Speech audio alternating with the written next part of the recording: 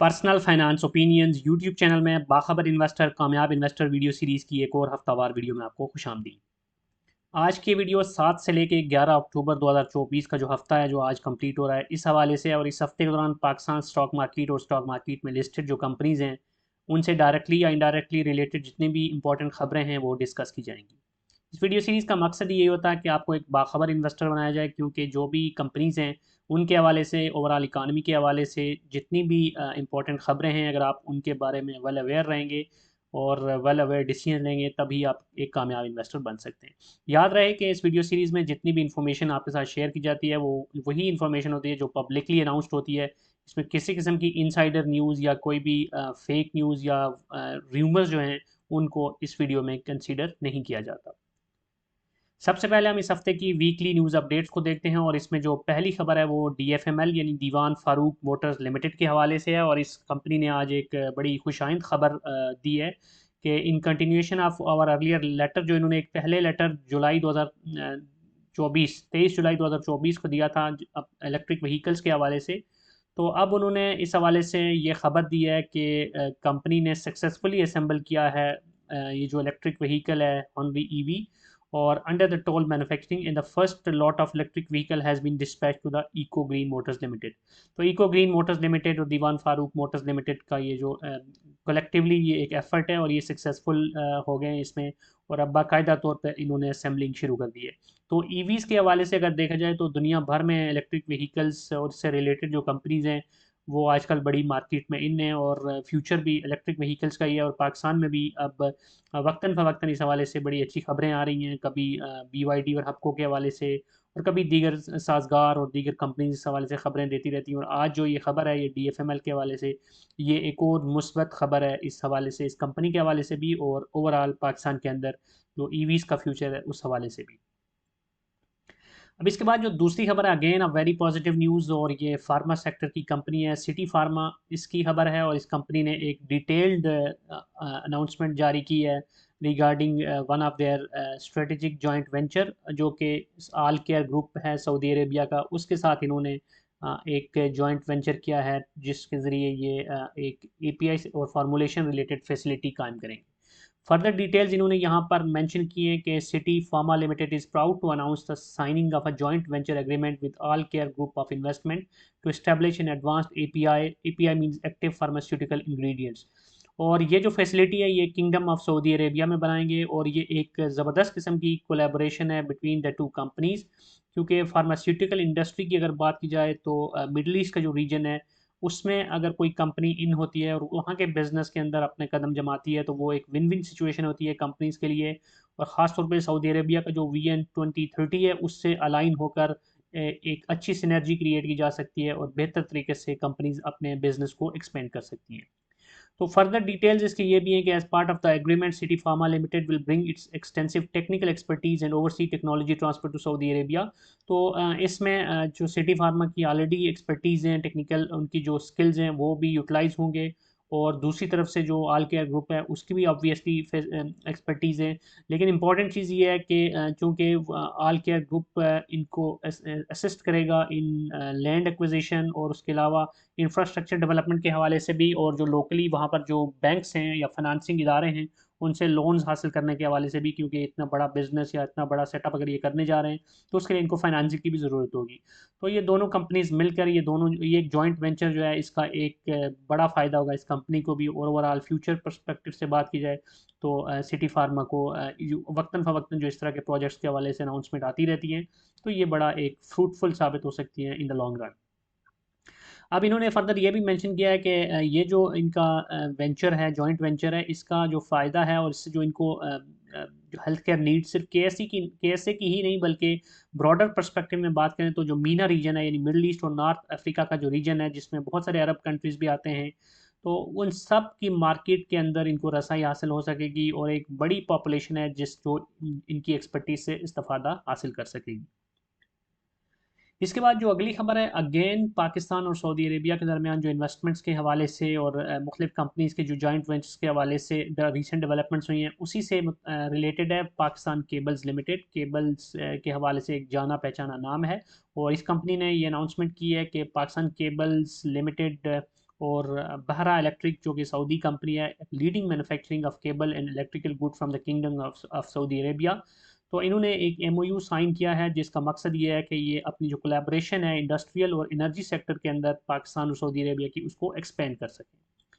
तो ये जो एग्रीमेंट है इसके ज़रिए इलेक्ट्रिकल प्रोडक्ट्स जो हैं वो एनर्जी सेक्टर के लिए बनाई जाएंगी, और इसके अलावा जो सप्लाई चेन है उसको बेहतर करने के हवाले से, उसकी रेजिलियंस के हवाले से भी ये जो जॉइंट वेंचर है या जो मेमोरेंडम ऑफ अंडरस्टैंडिंग साइन किया गया है दोनों कंपनीज़ का, वो मोमेंटम मावन साबित होगा। और डिस्ट्रीब्यूशन नेटवर्क जो है उसको भी एक्सपेंड करने में इनको फ़ायदा मिलेगा। तो ये एक बड़ी पॉजिटिव डेवलपमेंट है पाकिस्तान की इकानमी के लिए, और इस कंपनी के हवाले से भी अगर बात की जाए। इसके बाद जो अगली खबर है वो हब पावर कंपनी के हवाले से है। जैसे कि आप सबको इल्म होगा कि पाकिस्तान की जो गवर्नमेंट है उसने एक टास्क फोर्स बनाई थी, और जो डिफरेंट आईपीपीज़ के हैं उनके साथ जो मुआहदे किए हुए हैं कैपेसिटी पेमेंट के हवाले से, तो उनमें से कुछ जो आईपीपीज़ हैं, 5 आईपीपीज़ थी जिनके साथ ये प्री मेच्योर एक्सपायरी की तरफ गए हैं, और उसमें अब हबको ने अनाउंसमेंट की। पहले इन्होंने एक अपनी मीटिंग बुलाई और उसके बाद फिर उन्होंने अनाउंस किया कि जो गवर्नमेंट ने जो टास्क फोर्स बनाई थी प्राइम मिनिस्टर ने, उसके साथ जो मुल्क के एक बड़ वसी तर मफाद में जो नेगोशिएशन चल रही थी सेटलमेंट के हवाले से, उसके ऊपर अब कंपनी ने हामी भर ली है, और प्री मेच्योर या अर्ली जो एक्सपायरी है इनका जो कॉन्ट्रैक्ट है उस हवाले से ये प्रोसीड कर रहे हैं। वैसे तो इनका जो स्केजुअल्ड एक्सपायरी थी वो मार्च 2027 में थी, लेकिन अब रिगार्डिंग 1292 मेगावाट का जो इनका पावर प्लांट है बलूचिस्तान में, उस हवाले से, लेकिन अब इसको ये प्री मेच्योरली एंड कर रहे हैं। अब इसके बाद एक अच्छी खबर इसके अंदर से जो इन्वेस्टर्स के लिए निकलती है वो ये भी है कि इन्होंने मेंशन किया है कि गवर्नमेंट जो है वो, और जो पावर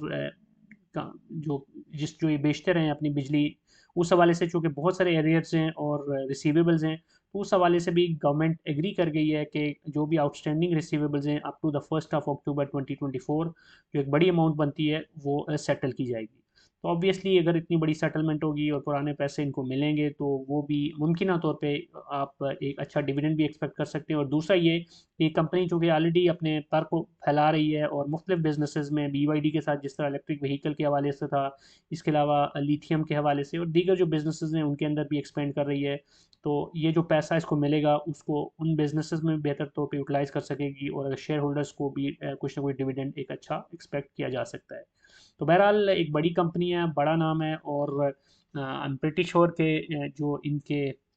जिस तरह की इनकी हमने माजी में देखा है कि मुख्तलिफ हवालों से ये कंपनी अपने जो डाइवर्सिफिकेशन है वो उसकी तरफ ध्यान इनका रहा है, तो होपफुली ये बेहतर तौर पे वक्ती तौर पे तो ऑब्वियसली इनकी जो अर्निंग्स हैं वो मुतासर होंगी, लेकिन आई एम प्रिटी श्योर कि ये इसको दोबारा से बेहतर तौर पे जो दीगर इन्वेस्टमेंट ऑप्शंस हैं उनको यूटिलाइज करके बेहतर तौर पे आगे बढ़ सकेंगे। बहरहाल ये नई डेवलपमेंट है पावर सेक्टर के हवाले से, तो इसका रिज़ल्ट हम ये भी देख रहे हैं कि हबको समेत बहुत सारी कंपनीज़ की जो शेयर्स की प्राइसेस हैं वो काफ़ी नीचे आई हैं, लेकिन ऑन द अदर हैंड देखा जाए तो मुमकिन तौर पे बिजली की जो कीमतें हैं वो काफ़ी इसकी वजह से पॉजिटिवली उस पर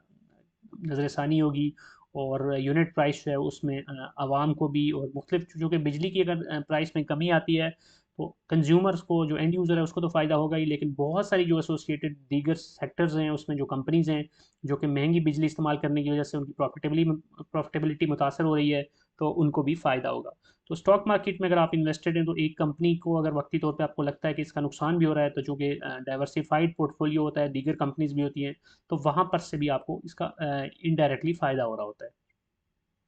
अब इसके बाद जो अगली खबर है वो पॉजिटिव खबर है क्रेसेंट स्टील के हवाले से। Crescent steel and allied products limited, और ये कंपनी जो है वक्तन फ़वक्तन सुई नॉर्दर्न गैस और SSGC और SNGP के साथ जो इनका बिज़नेस है उस हवाले से पॉजिटिव खबरें देती रहती है, मुख्तलिफ कॉन्ट्रैक्ट जो इनके साइन होते रहते हैं। और अभी इन्होंने ये खबर दी है कि SNGP ने इन्हें एक कॉन्ट्रैक्ट अवार्ड किया है, और इस कॉन्ट्रैक्ट के तहत ये 12 एंड 18 इंच जो डायमीटर है उसकी जो बेयर स्टील लाइन पाइप्स हैं वो उनको प्रोवाइड करेंगे, और जो इस प्रोजेक्ट की अमाउंट है वो 2740 मिलियन है।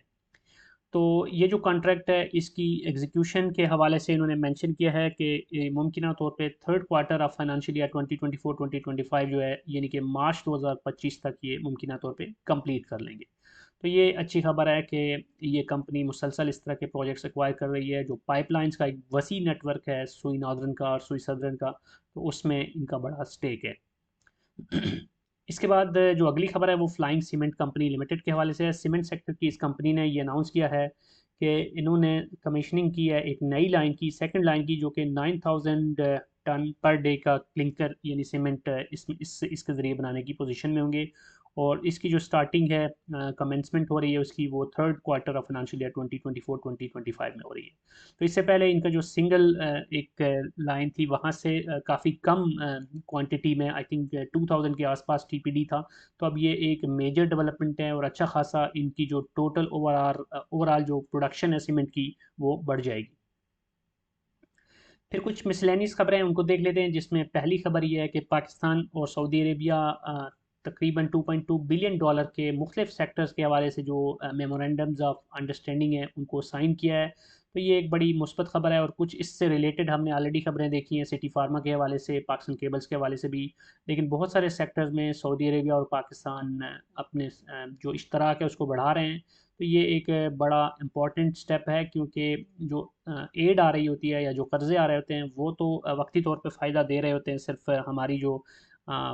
डॉलर की ज़रूरियात है उनको पूरा करने के लिए। लेकिन सस्टेनेबल और लॉन्ग टर्म अगर किसी मुल्क से हमने फ़ायदा उठाना है या विन विन सिचुएशन क्रिएट करनी है तो वो इसी तरह के प्रोजेक्ट्स के ज़रिए होगा। तो पाकिस्तान और सऊदी अरेबिया दोनों बड़ी मार्केट्स हैं। सऊदी अरेबिया और पाकिस्तान अगर अपनी एक्सपर्टीज़ को भी यूटिलाइज़ करते हैं इस तरह, तो ऑब्वियसली ये एक अच्छा शगुन होगा मुख्तलिफ सेक्टर्स के अंदर जो कंपनीज़ हैं उनके हवाले से भी। अब जो दूसरी खबर है जिसका ऑलरेडी मैं जिक्र कर चुका हूँ कुछ हद तक के, जो पावर परचेज एग्रीमेंट है वो 5 आईपीपीज़ के साथ गवर्नमेंट ने ऐलान किया है कि वो टर्मिनेट कर रही है। अब इसमें से जो लिस्टेड कंपनीज़ हैं वो दो ही हैं, लाल पीर और हबको। तो अब देखना ये है कि लाल पीर ख़ास तौर पे उसको देखना है कि उसका एक जो प्लांट है वही उसका कोर बिज़नेस था, तो वो अगर बंद हो रहा है तो अब वो किस तरह आगे चलती है और क्या उसके प्लान्स होते हैं आगे चलकर, ये पता चलेगा आने वाले वक्तों में। लेकिन हबको के हवाले से ऑलरेडी मैं डिटेल में बात कर चुका हूँ कि मुमकिन तौर पे वो अपने जो दीगर उनके बिज़नेस प्रॉस्पेक्ट्स हैं उनके अंदर इस पैसे को जो उनको मिलेगा उसको बेहतर तौर पे यूटिलाइज़ करने की पोजीशन में होगी। इसके बाद जो अगली खबर है वो बड़ी पॉजिटिव डेवलपमेंट है, रेमिटेंसेस के हवाले से मुसलसल अच्छी खबरें आ रही हैं। और रोशन डिजिटल अकाउंट जो कि प्रीवियस गवर्नमेंट इमरान खान के दौर में गवर्नमेंट का और जो हमारा स्टेट बैंक है उसका एक बहुत ही ज़बरदस्त इनिशिएटिव था। तो उसके अंदर जो रेमिटेंसेस का इनफ्लो है वो मुसलसल इम्प्रूव हो रहा है। और अभी जो रेमिटेंसेस सितंबर के हैं वो ईयर ऑन ईयर बेसिस पे अगर बात की जाए तो 29% इंक्रीज़ हुए हैं 2.85 बिलियन के। तो पाकिस्तान को जो करंट अकाउंट का डेफिसिट होता है उसको कवर अप करने के लिए दो ही सोर्सेज होते हैं। एक तो जो हमारी एक्सपोर्ट्स होती हैं जिसमें आईटी एक्सपोर्ट्स, टेक्सटाइल की एक्सपोर्ट्स और दीगर जो एक्सपोर्ट्स हैं वो हो गई। और दूसरा ये कि जो हमें बाहर से इन्फ्लो आ रहा होता है in the form of remittances, यही एक मेजर चंक होता है लोन्स वगैरह के अलावा अगर बात की जाए। तो ऑब्वियसली अगर रेमिटेंसेज इंप्रूव होते हैं तो उसका फ़ायदा होगा। इसके हवाले से एक और कॉम्प्लीमेंट्री खबर आपको देता चलूँ कि गवर्नमेंट ने जो एक्सचेंज कंपनीज़ और बैंक्स हैं उनको भी काफ़ी उनके को इंसेंटिव्स दिए हैं रेमिटेंसेस के हवाले से। तो अब वो भी इस हवाले से ज़्यादा बेहतर तौर पे अपनी कैंपेन कर सकेंगे, क्योंकि जितना ज़्यादा रेमिटेंस आएगा उतना ज़्यादा उनको जो पॉइंट्स या उनको जो बेनिफिट्स उसके अगेंस्ट इंसेंटिवाइज करने के लिए गवर्नमेंट ने अनाउंस किए हैं उतना ज़्यादा उनको मिल रहा होगा। इसके अलावा ओवरसीज़ पाकिस्तानी जो पाकिस्तान में रेमिटेंसेस भेज रहे होते हैं, अगर वो सोनी धरती एप्लीकेशन यूज़ कर रहे हैं तो उस पे भी उनको भी पॉइंट्स मिल रहे होते हैं जिनको वो यूटिलिटी स्टोर्स के ऊपर भी यूज़ कर सकते हैं। इसके अलावा और भी मुख्तलिफ ऑप्शंस में उनको यूटिलाइज़ किया जा सकता है। मिसाल के तौर पर पीआईए के टिकट्स के अंदर भी उनको यूज़ किया जा सकता है, तो वो भी एक ज़बरदस्त ऑप्शन है। लेकिन अनफॉर्चुनेटली मुझे महसूस होता है कि बहुत सारे ओवरसीज़ पाकिस्तानी इसको शायद इस हवाले से कम आगाही ही नहीं होती। आगे चलते हैं और रिज़र्व्स के हवाले से अब बात करते हैं। तो पाकिस्तान की जो फॉरेक्स के रिज़र्व्स हैं उसमें मुसलसल इजाफा हमें देखने को नज़र आ रहा है। और अभी जो लेटेस्ट नंबर है उसमें भी आप देख सकते हैं कि हमारे रिज़र्व्स में इजाफा होकर 16.05 बिलियन पे चले गए, जो क्यूमुलेटिव रिज़र्व्स हैं state bank plus commercial banks के। और ये जो पिछला रिजल्ट नंबर आया था 27 सितंबर का, उसमें हमें एक बड़ा जंप इसलिए नज़र आ रहा है कि हमें जो पहली ट्रांच मिली है, जो अभी रिसेंट अप्रूवल मिला है आईएमएफ की तरफ से पाकिस्तान के लिए 37 मंथ्स का जो पैकेज है उसका, तो उसमें 1.1 बिलियन की जो पहली ट्रांच मिली है तो उसने एक अच्छा इजाफा किया है हमारे जो ओवरऑल रिजर्व हैं उसमें। और अब उसमें थोड़ा सा मज़ीद इजाफा हमें देखने को मिला है, जो लेटेस्ट नंबर है 4 अक्टूबर का। तो बहरहाल इस हवाले से अगर बात की जाए तो we are in a good position as of now. बहुत अच्छी पोजीशन तो उसको नहीं कह सकते, क्योंकि अभी हमें जो बहुत सारी प्रिंसिपल पेमेंट और उसके अलावा इंटरेस्ट पेमेंट्स हैं और बड़ी बड़ी पेमेंट्स हैं जो आने वाले वक्त में करनी है। तो ये बड़ा एक क्रिटिकल सिनेरियो है और बड़ा चैलेंजिंग होगा गवर्नमेंट के लिए, वो किस तरह इन रिज़र्व्स को मेंटेन भी कर पाती है, अपनी जो ऑब्लिगेशंस हैं लोन्स के हवाले से उनको भी पूरा कर पाती है,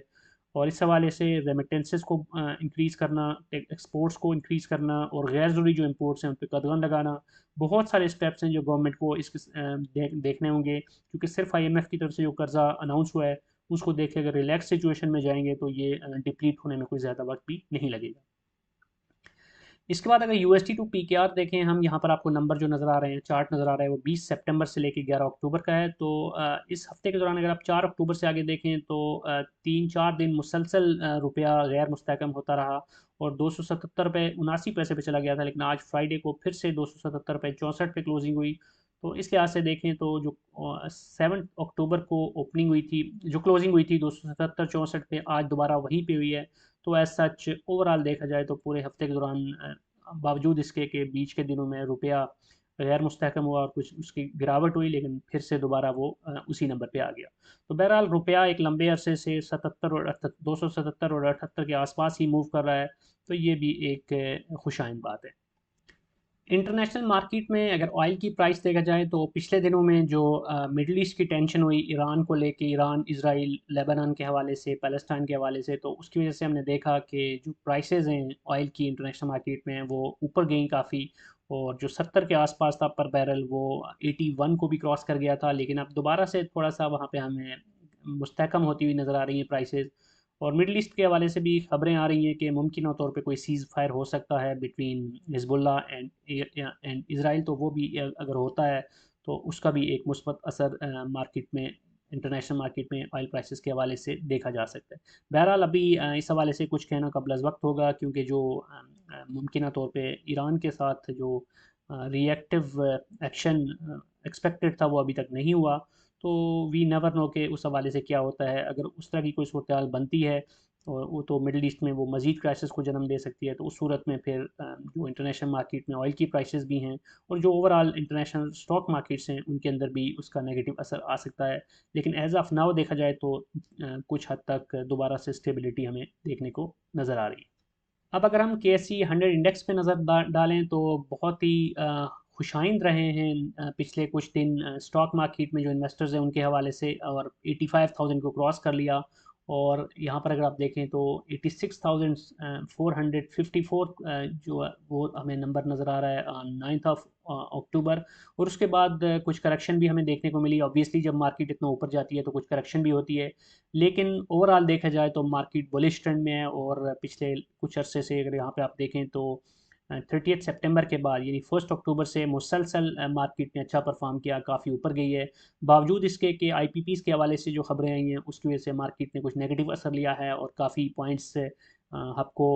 और इस तरह की कंपनीज की वजह से लूज़ भी हुए हैं। लेकिन ओवरऑल देखा जाए तो मार्केट का जो ट्रेंड है वो बुलिश है, अच्छा परफॉर्म कर रही है पाकिस्तान की स्टॉक मार्केट। और बहुत सारे जो एनालिस्ट हैं और जो ब्रोकरेज हाउसेज हैं वो जो बहुत अदाद शुमार दे रहे थे 1 लाख से ऊपर इंडेक्स जाएगा, तो बहुत सारे लोगों को लग रहा था कि शायद ये मुमकिन ना हो, लेकिन अभी जो सूरत हाल है उसमें ये चीज़ खारिज अज़ इम्कान नहीं है। तो अगर पॉलिटिकल साइड पे स्टेबिलिटी रहती है और कोई और मेजर डिज़ास्टर जन्म नहीं लेता इंटरनेशनली भी इकॉनमी को लेके, तो इंशाल्लाह पाकिस्तान की जो स्टॉक मार्केट है वो मज़ीद बेहतर और मज़ीद ऊपर जा सकती है। इसमें पोटेंशियल मौजूद है, क्योंकि मेजॉरिटी जो कंपनीज़ हैं अगर अभी भी देखें तो PE के मल्टीपल के पॉइंट ऑफ व्यू से बात करें तो अभी भी वो बहुत सस्ती हैं और उनके अंदर बहुत ज़्यादा रूम है कि वो मज़ीद आगे जा सकती हैं। बहरहाल इंडिविजुअल स्टॉक्स के ऊपर आपको नज़र रखनी चाहिए जो आपके पोर्टफोलियो में हैं और जो आप पोर्टफोलियो में ऐड करना चाहते हैं, क्योंकि जो 100 इंडेक्स के मूवमेंट होती है उसके अंदर कुछ कंपनीज़ की वेटेज बहुत ज़्यादा होती है, लेकिन ज़रूरी नहीं कि आपका जो पोर्टफोलियो है उसमें भी वही कंपनीज़ हों। इसलिए इंडिविजुअल शेयर और मुख्तलिफ जो सेक्टर्स हैं उसके हवाले से जो खबरें होती हैं, उसके हवाले से जो साइकिल्स होते हैं, उनके अंदर भी बहुत कुछ आपके लिए होता है और वही दरअसल आपकी जो पोर्टफोलियो की मूवमेंट है उसको डिसाइड कर रहे होते हैं। आज की वीडियो से इतना ही। कोई भी क्वेश्चन है, फीडबैक हो तो कमेंट सेक्शन में लिख सकते हैं, और अगर आपको ये वीडियो पसंद आई है तो चैनल को सब्सक्राइब करना, वीडियो को लाइक करना, बेल आइकन को प्रेस करना मत भूलिएगा। Thank you very much.